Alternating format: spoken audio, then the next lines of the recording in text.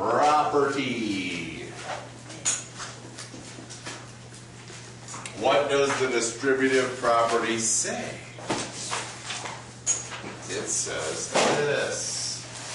It says if I have a number multiplied by a sum of two other numbers, or 3 or 4 or whatever, I can distribute the A in this case. A times the quantity B plus C would be the same as, because of the distributive property, A times B plus A times C. They would say something like we are distributing a number over addition. In other words, we're taking that A and multiplying it by the B, AB. Taking the A and multiplying it by the C, AC. Plus AC. Okay? And you can do the same thing over subtraction, right? Isn't that plus a negative number? So it'll work for subtraction as well. Alright, so that would be the same as A times B minus A times C. Simple enough? You think you can get it? You're not going to be screwed up if they put the A on the other side, are you? No. Is this going to throw you off if they put the A there? First off, I'm going to tell you that you could move it yourself over to this side if you wanted to. But you can distribute this way as well. Okay? And you can say that's B times A plus C times A. You can flop those, doesn't matter. Why does it matter? Because 3 times 7 is the same as 7 times 3, right? Yeah. Alright. There it is. The distributive property. Okay, so, does it work? I don't know. What number am I thinking of? 7, I think I was. What's the next number I was thinking of? 4. And then what? 5. Okay. We all know that you can add those two together and multiply 7, and you would get 63, right? That's the best way to do it. Do it that way. However, you can distribute here and get the same result. That is equal to 7 times 4 plus 7 times 5, which equals 28 plus 35, which equals 63. Which way do you think is easier? Yeah, I would definitely add those up. That's 9 times 7. The way that we learned it before. Yeah. I'm saying if you saw that problem, do it the other way. I'm just showing you that this works. Yes? Will we have to, on our assignment, write all that out? Yes. Like 7 times. I'll try to do it the other way. Well, there's probably like 2 problems on there like that. Can we do that? Is it going to kill you? Can we just do it the other way? How about if I asked you to do this step, and this step? That works. Yes. Okay. Yeah. Alright, that'll be good. Alright. Do I need to do an over subtraction, or do you think you got it? We got it. Yeah, okay.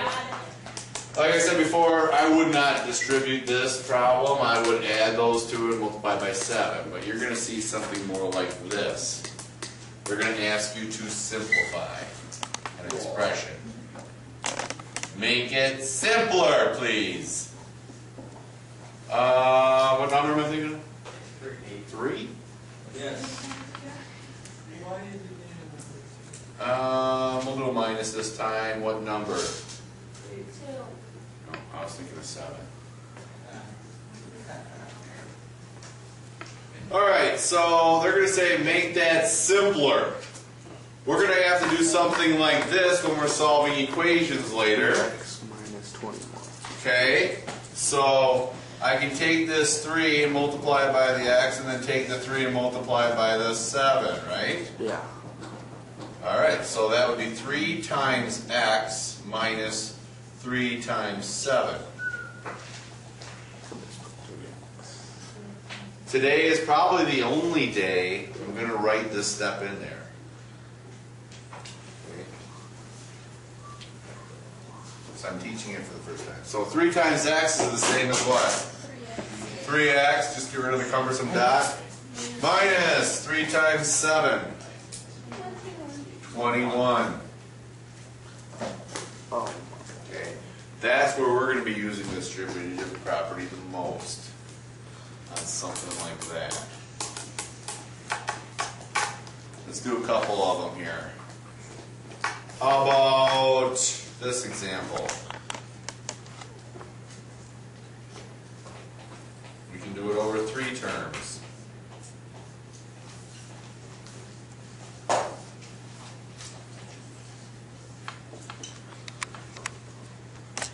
Yes?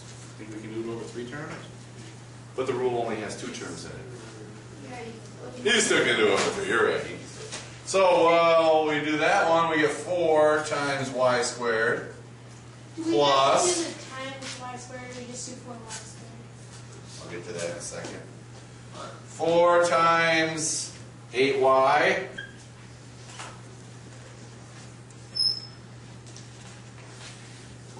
plus 4 times 2. Now, question was, can we just write 4y squared? I think we're at a level, yes, but I'm teaching it, so I'm showing you what's going on. And then can we... Okay. I think you can go right from here, probably, right to the answer. Yeah. Okay? 4 times y squared is 4y squared, plus 4 times 8 is 32y, plus 8. And we're going to talk about something a little bit later about combining like terms. Now, I want you all to do this one. Okay, ready? 9 times x squared minus 1/9 x plus 2/3. Now, how many of you honestly see that problem on your homework are going to skip it? No, I'm trying, but I'll fail it. Come on. Thanks for being honest.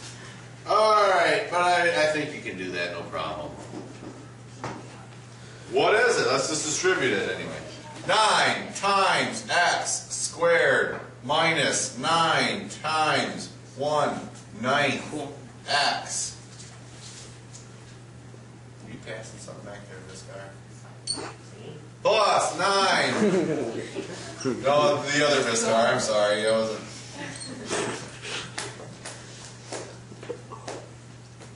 Okay? You can do that. It's not that hard. Not that challenging. So we have 9x squared. I think you all agree with that one, right? What's 9 times 1/9? 1. What did you do? You put it over 1 and you cross reduced. Do I need to put 1x?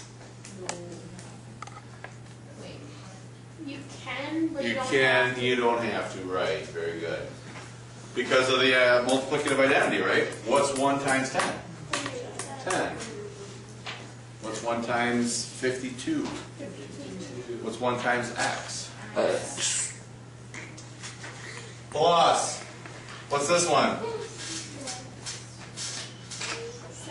6. That's a 1. That becomes a 3. 3 times 2 is 6. 1 times 1 is 1. 6 over 1 is 6. Not too bad. No. Did you really need to skip that problem? No. All right.